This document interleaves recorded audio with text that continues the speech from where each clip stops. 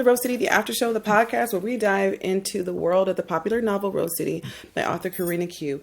In each episode, we will be discussing a different aspect of the book, from the complex characters to the intricate plot twists and everything in between.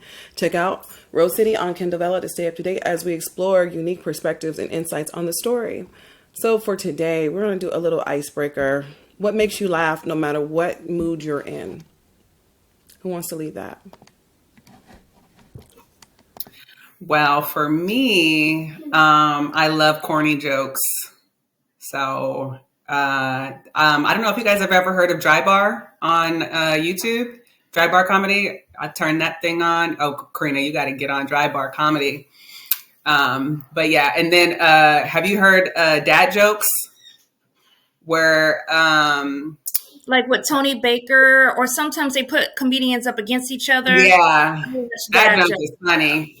And they tell the corniest jokes, but for some reason it's funny because they're so corny. Just like those cheesy movies when they're like so bad, you have to laugh at them. What are you doing? Yep. I don't know what makes me laugh no matter. Because I laugh at all kind of stuff, even when I'm mad. I'll say something crazy to myself in my head. I'll be like, yeah, because blah, blah, blah, blah, blah. And I'm like, God, I'm nuts. So I laugh at a little bit of everything, but definitely those dad jokes,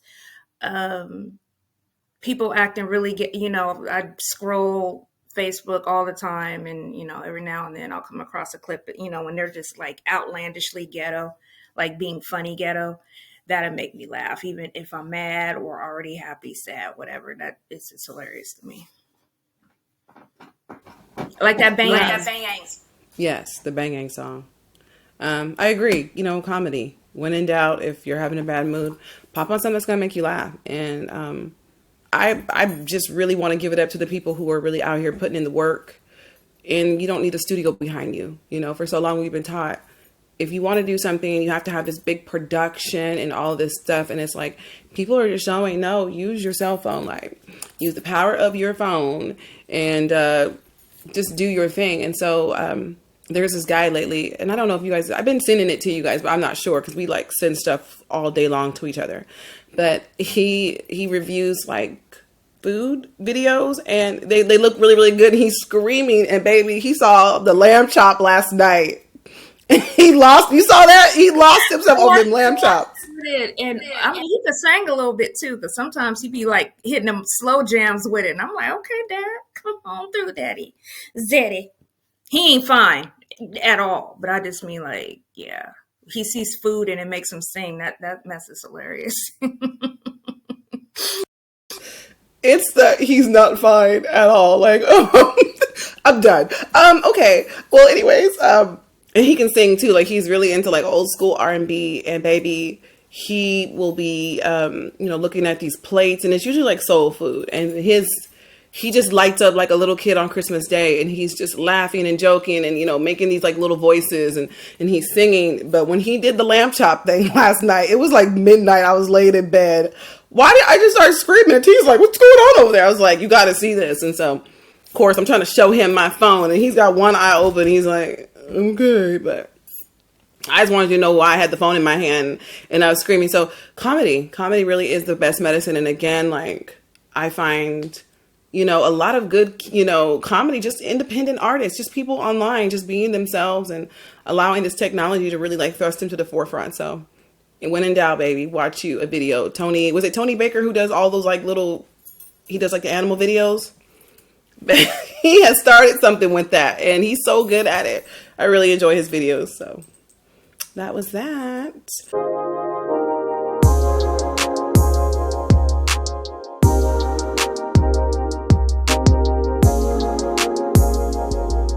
So let's go over, this is the part 2 of the graduation dinner.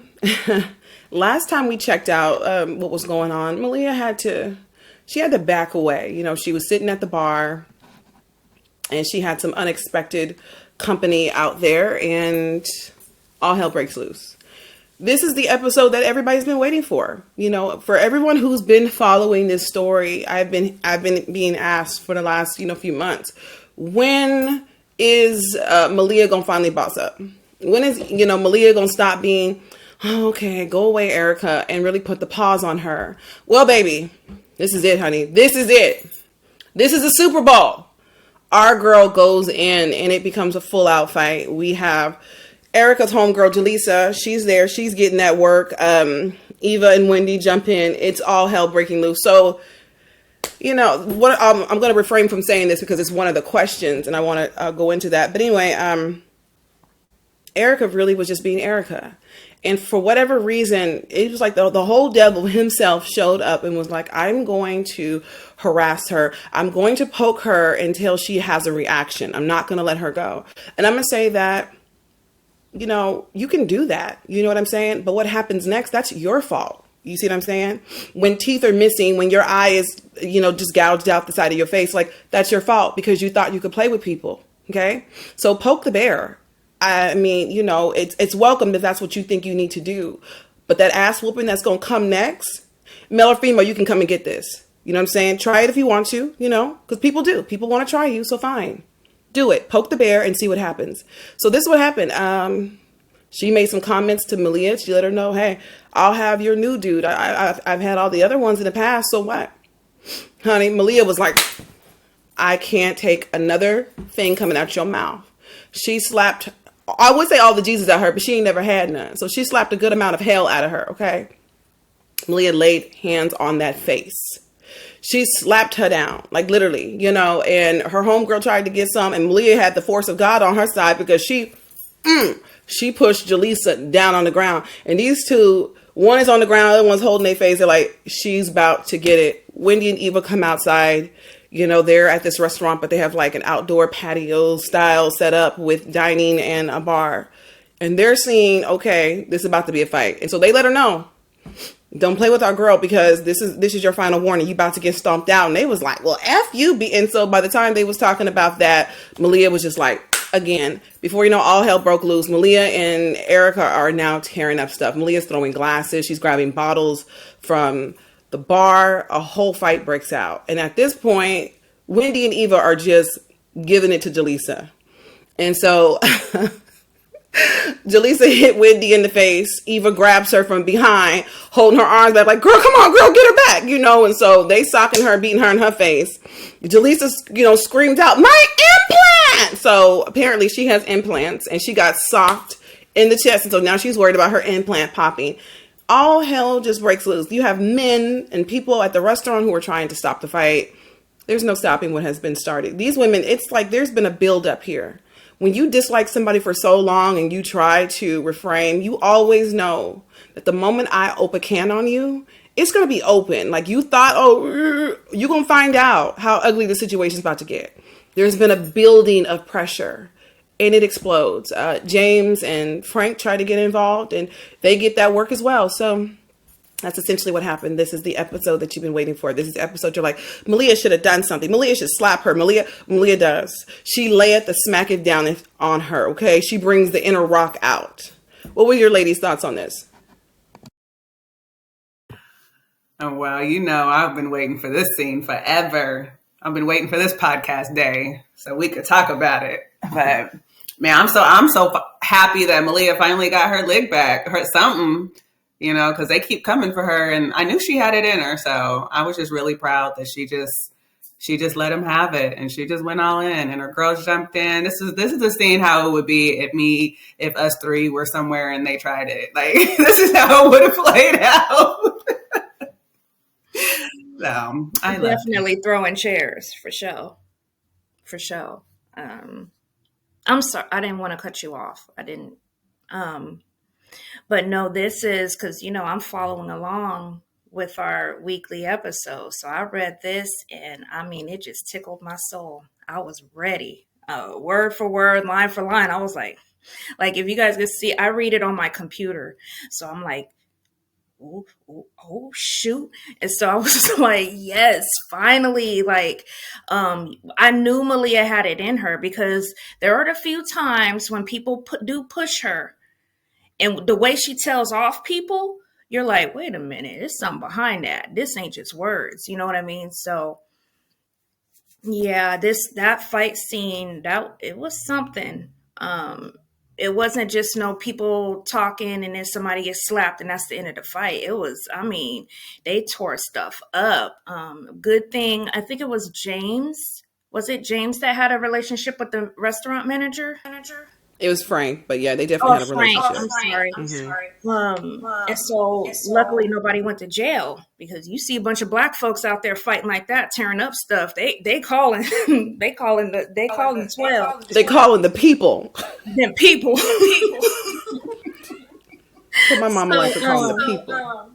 yeah. Good scene. I mean, there was so much because I went over it twice because I read over it and then wanted to read it over it again, and then the fight happens, but then there's this moment where it's like James, it's Erica's dad, but he's just so disappointed because he knows her. He knows his daughter. He's like, I know you did this, that you caused this. He had already seen how she was acting, at the table, he had already seen how she was making inappropriate comments. He tried to stop her and warn her there. And it was just like, she wanted to do what she wanted to do. So when he came outside, he was just like, it was like when you have that bad kid, when your child is like, if something went in doubt, it was mine. Yeah. He did that, and so he came outside and he was like, gonna play dad. And, Erica was having none of it. She screamed at him and was like, no! He let out this roar of pain where, she was like, you've never been a dad. You've never been there. Where were you, where I was being sexually abused and turned out? Where were you? And James is having this whole reflective moment in himself. He was like, I knew something was wrong. So to me, this is the first time that he's hearing about there was sexual abuse, that her mother sold her body. So he's like, I knew something was wrong. I knew something was off. But he was such a selfish human being, like a lot of people are. They don't think about their children. They're like, oh, yeah, the mom will take care of it. It's fine, And like I was having a conversation with my son. And he was like, I want to be married one day and I want to have a family. I don't want like kids all over the place with different people because I want to make sure that my kids are protected. And I said, the only way to make sure that your children are protected is to make sure that you're in that home. It's good. Like, well, she's a good woman, but you don't really know that. You don't know who people have around your children. So it's really easy to make that assumption. Well, she's fine. He's fine. No, they're not fine. You don't know that. How do you know? You don't have eyes. He was being selfish. We have too many people out here spreading themselves, having children, and not thinking, did I make a good choice? And, even like Erica says that to him, like, you knew this woman had problems and you left a child in her, like, for her to take care of. You left a child for her to take care of, and you knew that she was a jacked up person. You knew she was prostituting herself. You knew she was on drugs. You knew she came from a really poor background. You knew she didn't have a strong family support system who would help try to get her out of that bad place. So he knew that this woman was not fit to raise a child, yet he left the child with her. So that says a lot about James's character. He was very selfish. He didn't care, in his mind. If I don't see what's happening, then I can just dream it away. I can say, no, Lucia's probably going to do right by Erica. It's her only child. Eventually she'll probably get herself together. Well, eventually she didn't. Lucia ended up getting killed and she was murdered in a very ugly way. So James is realizing I have to take responsibility for the way this girl has turned out. He's looking at it like, I failed you, and then he reveals some things about himself. He talks about how he really hates himself. And I'm not sure if he hates himself because he failed as a father or if he just feels like he's made so many bad decisions where he's like, I don't like myself now, So it was a really kind of like a hard moment to realize. But I think it's something that needs to happen more often. People need to take responsibility when they're wrong. You can blame everybody else in the world for what has happened, but when are you going to start blaming yourself? When are you going to start taking responsibility? Oh, I don't like the way the situation turned out. But why did it turn out that way, though? What did you do? What did you do to fix it? It's easy to blame everybody else. And we got a lot of people who blame the rest of the world. But you can't blame people when you're a failure. It hurts. It's a dagger right to your heart. But that dagger is good. That pain is good when you realize I failed the people that I should have been protecting. I abused the people that I should have been protecting. I neglected the people I should have been protecting. Have a reflective moment and grow from that. Hopefully you'll be able to help somebody else be a better father than I was. Be a better man than I was. Be a better woman than I was. But as long as you're out here, it's not my fault. It's so-and-so's fault. It's my mom's fault. It's my dad's fault. It's my ex's fault. As long as you're somewhere blaming everybody else, that's where your growth as a human being stops. Self-reflection is necessary. What part did I play in here? What could I have done differently? So I was glad that they had that moment, because I'm going to be honest, we don't have a lot of parents having these moments. We don't have a lot of parents realizing that my decisions and my choices hurt you. You know, and there are conversations I'll never have with my parents, not because I didn't try to spark certain things, because they just wouldn't have it. But I'm gonna tell you, those things that should have been said that weren't said. Those are the things that keep people up at night. You know, when we talk about people, you know, looking back on their lives and they're, you know, and they're on their deathbed, people start confessing all kind of stuff. People start to say all the things that they regret not doing. And it's like, now you want somebody to hold your hand as you're slipping away. Would have been nice if you could have told somebody before you got sick, before you were dying, you know, how you felt or how you need to apologize to them, you know, because your actions affected them. Especially being a child, where the power is, you don't have any as a child. You know, we tell kids now that you have power at home. No, you don't. Because as long as you don't pay your own bills, you don't have any power. My kids don't have no power. I love them, but they are my children. They're going to do as I tell them to do. There is no power over here that you have. You have power over your own self. And then I have some choices I have to make about the power that you want to wield for yourself. If I don't like the power that you're exerting over your own self, then I'm going to use my power and my force. Praise God. So that was really that. But I really, you know, again, that moment between her and James, I wish it was a moment that more parents could have. Having that reflective moment. I hurt too. I failed in this area. I messed up. I didn't think, you know, because sometimes you don't even think, like, you're like, oh, it's good. Like, you just don't know. James was raised not like that, but he was raised pretty hardcore in the streets of Puerto Rico. You know, he was a hustler. He was a scammer at an early age. And, you know, he's a grown man now, out making moves, making money, the good and bad way. He's not thinking about other people. But there's a little boy on the inside of you that nobody thought about him either. You know what I mean? And I feel like if we keep going back to our former selves, that little girl on the inside of you or that little boy on the inside of you, how would I have wanted somebody to handle me at that stage in my life? You know, that's why I'm not hard on young women. When I see young girls, they're trying to put their makeup on, or they want to dress cute. I'm not hard on them as a 36-year-old woman, because I understand. So many, we and Kyrie was talking about this yesterday. Was it me and Kyrie or was it me and Alicia? No, I didn't talk to you, Alicia. I talked to Kyrie. Okay, it was me and Kyrie. I get confused. We were talking about how it seems our parents don't have a memory of their past lives. It's like they only can see where they're at now. And they're women, you know, who are late 60s, early 70s. They don't seem to understand, like, well, when I was 25 or when I was 30 or when I was 15, like there's no connection. Like, where was that bridge? Because when you have that bridge and those connections, you have empathy, you have sympathy for other people. And I feel like a lot of people, they're cut off from that.